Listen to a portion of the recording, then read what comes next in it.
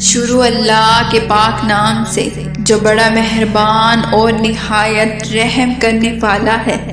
السلام علیکم۔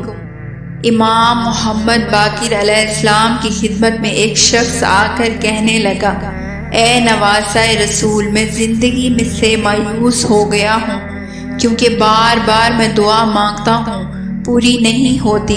اس رجب کے مہینے میں کوئی ایسا عمل بتائیں جس میں دعا مانگوں اور وہ رد نہ ہو۔ جیسے ہی یہ پوچھا گیا، نواسہ رسول امام محمد باقر علیہ السلام نے فرمایا، اے شخص، 13 رجب کی رات مغرب کی نماز کے بعد 27 مرتبہ نعت علی پڑھ، اور پھر میرے دادا علی علیہ السلام، میرے نانا حضرت محمد مصطفیٰ صلی اللہ علیہ وسلم کا واسطہ دے، اور پھر اپنی دعا مانگو۔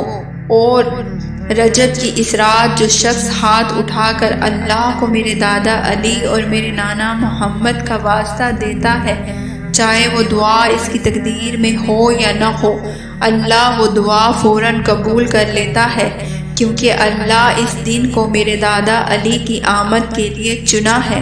13 رجب میں مانگی ہوئی دعا اللہ کبھی رد نہیں کرتا۔